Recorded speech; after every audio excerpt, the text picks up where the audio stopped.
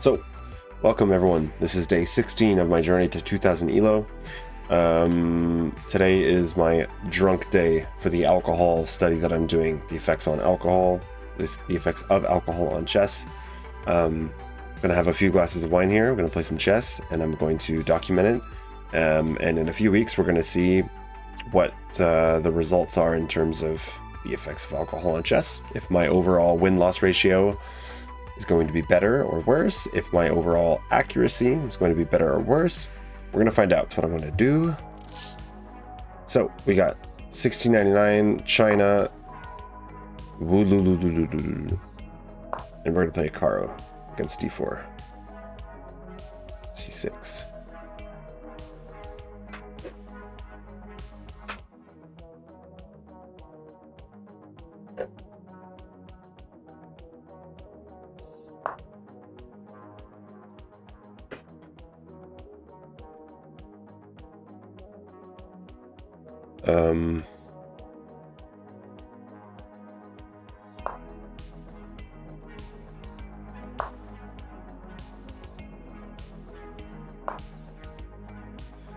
So far, up until now, I'm not going to think too much.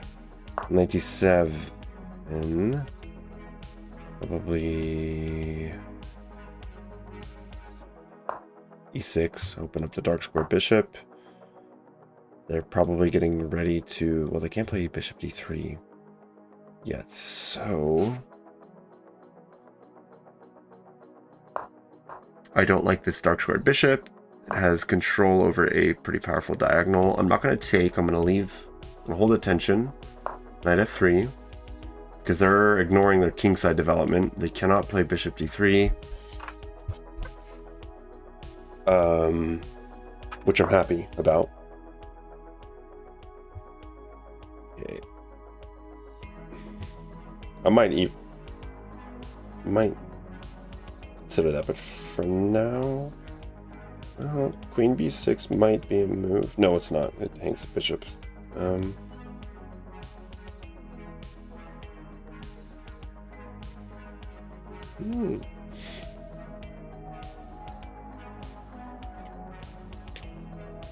I have got plenty of time, so I'm going to try to think and calculate, even though I'm a little bit tipsy, and it's harder for me to think far ahead.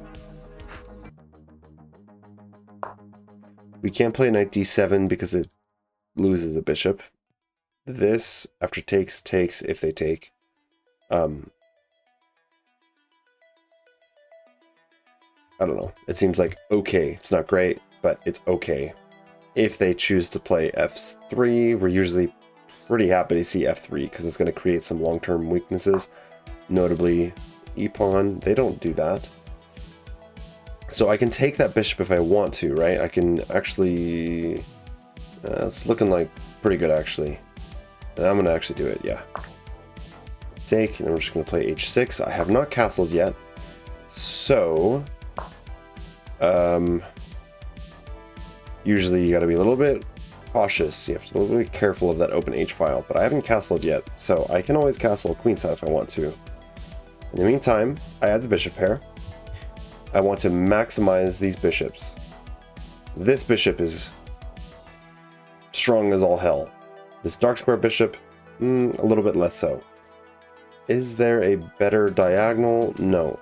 Honestly, if I can trade the dark square bishop for a knight, I might do that just because, like, you know, look at these pawns. Look at this pawn structure.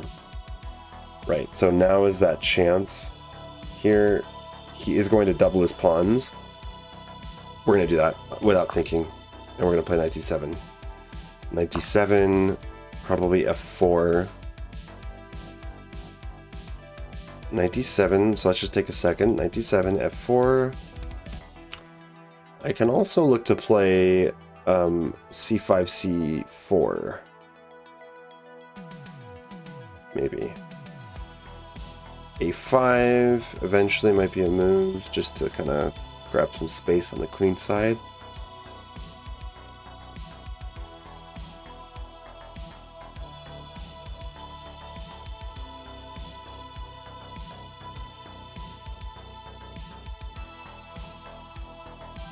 I actually like this move, maybe. Queen g5. Because if f4, we have a check. So that prevents f4, right?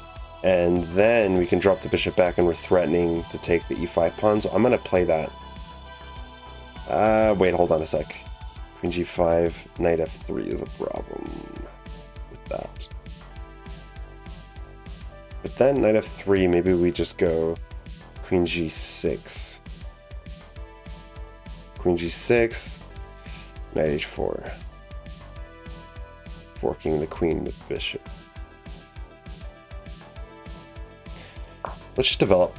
I don't care if they play f4, that's fine. We need to develop. f4, we actually, yes. Yes. Here. Knight c5. These are juicy squares.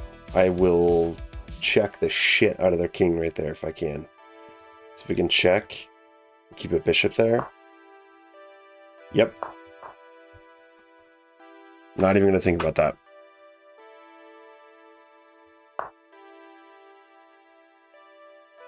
Now we can actually take and actually hold on a sec.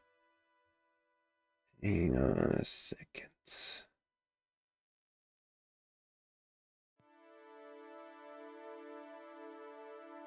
might have been a mistake.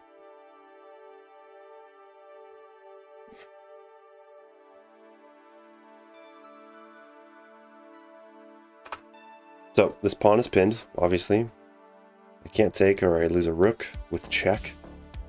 I lose a rook, and then I lose my queen. So that is not possible. We don't need to take it. We don't need to do anything. If we push, that also loses that pawn. That is perhaps playable. I don't know, but and if we take, it just replaces that bishop with the queen, which is still eyeing at that h5 square, preventing me from playing h5. So I think that getting my queen off and castling long is now a priority. It's a question of where do I want my queen. B6, yes, it hits this pawn. Let's see, queen b6. Yeah, I think queen b6 is the move. Let's see, queen b6 takes. Yeah. This should be okay, because more importantly, I'm getting castled, I'm getting my king to safety, I am putting some pressure on these pawns here. If he ever takes, that's lovely for me.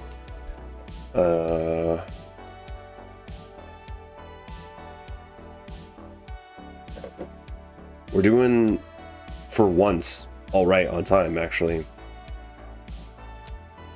They're definitely still up on time, but, you know, I'm not down to like 6 minutes. Here, takes, and we're just gonna have to see what to do about this pawn here. Yes, these will be isolated pawns. But I'm seeing some weaknesses, for sure. I'm seeing some weaknesses in White's position. These squares, right, are looking pretty nice. And okay. Now I could go knight b4 if I wanted to, because now I'm threatening the, again, weaknesses all over. These b4 just created a weakness on c3. These pawns are permanent weaknesses. How do I exploit them? That's the question, but they are weaknesses. These pawns are going to be, I hope, much weaker than we might imagine. If I go here, takes, that's actually looking pretty good. So we have knight e4 as a move, or the knight has to move, right? So knight e4 or knight a4. If knight a4, they could actually play c4, and I'm not.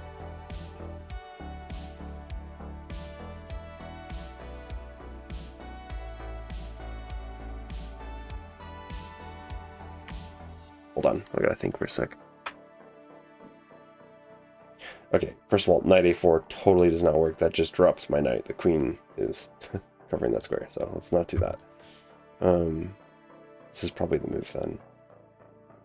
We are still threatening the c3 pawn.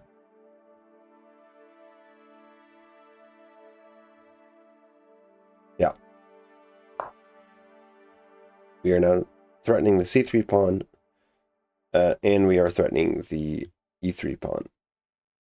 If they take, I'm pretty happy to see that, because that bishop is going to become it's going to become a monster.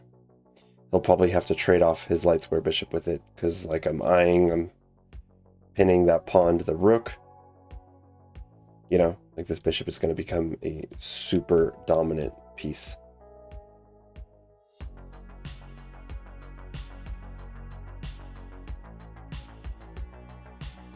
This doesn't work now because I have, well, does that work?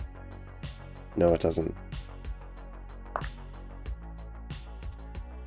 Oh my god.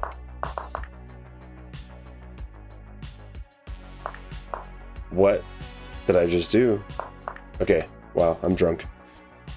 This is ridiculous.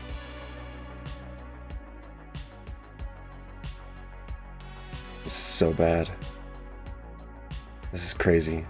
I have to just go for... I have to do this, I think, now. This is my only chance. I can't believe that I just blundered a piece. Jesus Christ. Thanks, Burb. Thanks for tuning in. I appreciate it. This is what I was looking at. It's queen g3 check. You can't block with the queen. It prevents the king from castling permanently. We're just going to have to attack, honestly. I think we're just going to have to attack and focus on that weak king. I have to think of it as like I just sacrificed a piece for attacking chances. Otherwise, I just flat out blundered my, my piece. Okay, so let's see. If knight takes c3, where's that queen going? He could go here. Go here. No, he can't. Then take c3. Either one of these loses a bishop, and we are up in material.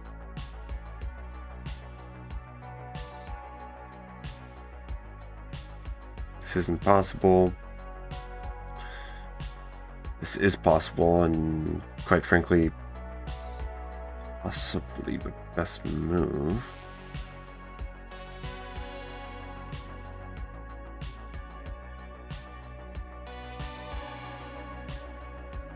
Oh, Jesus, what are we doing?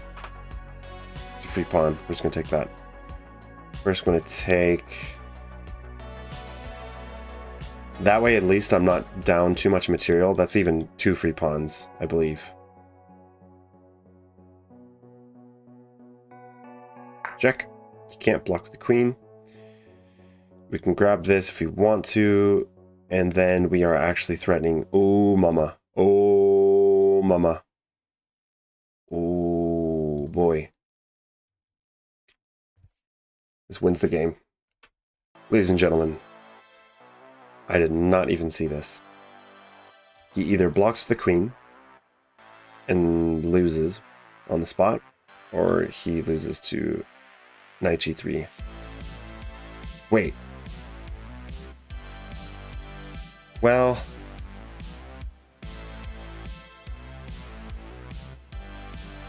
No, he doesn't lose on the spot. There's a fork there. Yeah, he loses on the spot. So this loses to this check. I think that they had to just play maybe king e1. King e1. I got ahead of myself there. I was like, just seeing that this is a forkable square. This is a royal fork. But they can play here. They could have played... they could have played king h1, king e1, and then I still get that fork between the queen and the rook, but it's not as devastating. GG to my opponent. Hey, we got another game, another win, drunken win. Let's analyze it.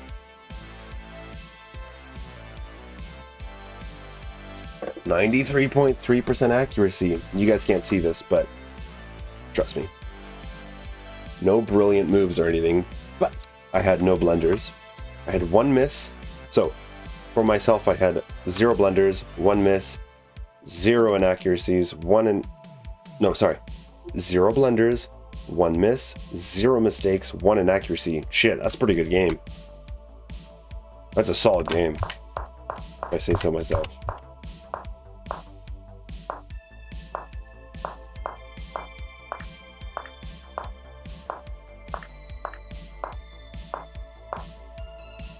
Knight c5 is a miss. To win a pawn through a fork. Okay, so what's the move? Yeah. Queen b6 forks the e3 pawn and the b2 pawn. Yeah. Okay.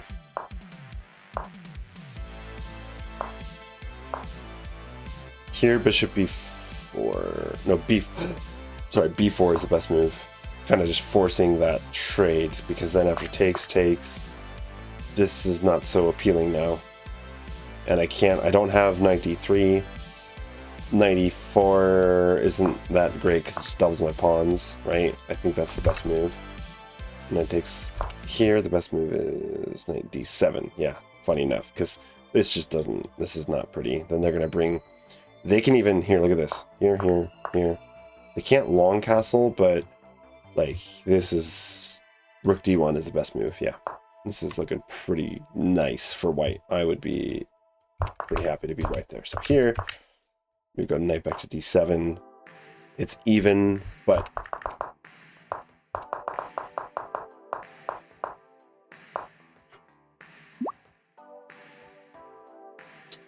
hey, SL Shack. Sure, let's do it. Give me 1 second. I'm gonna finish analyzing this game and then I'll play you. You can check out my fanciful win that I'm quite proud of while under the influence. Check this out. I'm here. I blundered a piece. I did not realize that I was blundering a piece, but actually I guess bishop takes is a mistake or a blunder. Just because I think queen takes on e3 is so deadly that I just thought I was down a piece, but here, queen blocks. Check. I saw that I had this check. The queen cannot block. The king's in trouble. So the king goes to king f1. I saw that after a while that I had queen takes on f4 with check, winning 2 pawns actually, because the queen can't block, even if the knight blocks. So for example, check here, here. I guess the computer doesn't like that, but here only because this is a royal fork. So my opponent missed the move and I won the queen and won the game.